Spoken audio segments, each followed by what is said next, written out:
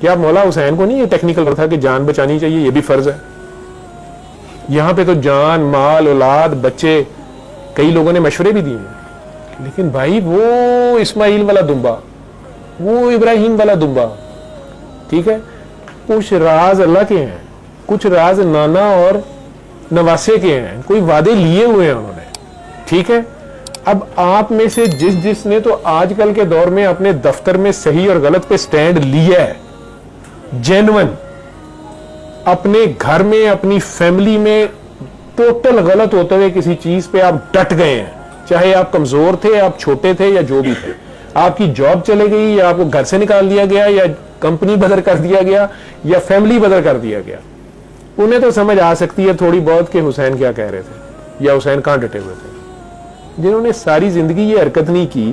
آپ کے سامنے سڑک کے اوپر کوئی بندہ زیادتی کر رہا ہوتا ہے کسی لڑکی کے ساتھ، کسی کمزور کے ساتھ، کسی بچے کے ساتھ، پولیس والا کسی ریڑھی والے کے ساتھ، اور آپ اترنے بھی لگتے ہیں تو سارے گھر والے پکڑ لیتے ہیں، رہن دے سانو کی لوڑ ہے، چھڈو پرے ادھر ہو جاؤ، میں رہن دے سانو کی پتہ ہے، رہن دے کی ضرورت ہے۔ آپ دفتر میں سٹینڈ ابھی ایک کچا پکا لے کے جاتے ہیں، آپ گھر پہنچتے ہیں تو گھر والے کہنا شروع کر دیتے ہیں آپ کو کیا ضرورت تھی، جب باقی نہیں بول رہے تو آپ کیوں بولتے ہیں، تمہیں کیا تکلیف ہے۔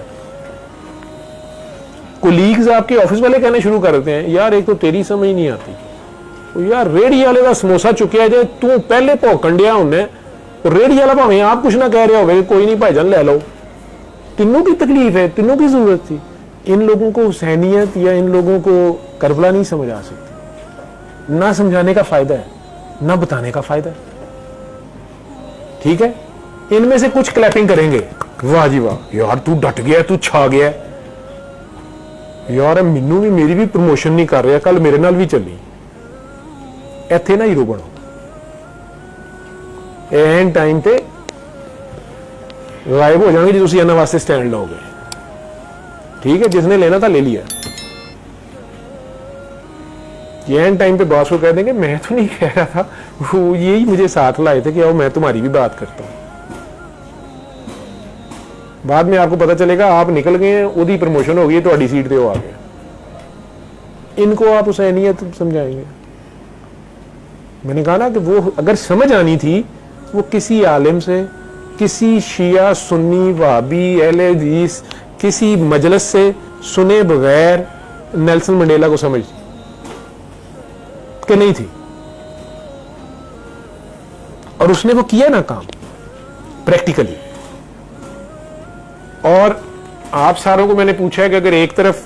امام حسین کا لشکر ہو یا اکیلے کھڑے ہو یا حضرت علی اکیلے کھڑے ہو، اور ایک طرف 1.5 لاکھ 2 لاکھ امریکہ کی فوج ہو یا مسلمانوں کی فوج ہو، ٹھیک ہے، سارے مسلمان ایک سائڈ پہ کھڑے ہوں، تو آپ کدھر کھڑے ہوں گے؟ اپیرنٹلی تو آپ لوگ شو کر رہے ہیں کہ آپ حضرت امام حسین یا امام علی کے ساتھ کھڑے ہوں گے، لیکن اگر آپ دنیا کی آج کل کی بھی ڈپلومیسی پڑھ لیں گے جا کے تو آپ لوگوں کو پتہ چل جائے گا کہ تم میں سے کتنے کدھر کھڑے ہیں۔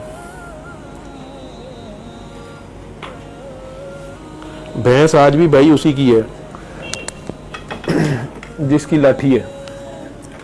ٹھیک ہے، جس کی لاٹھی ہے بھینس آج بھی اسی کی ہے۔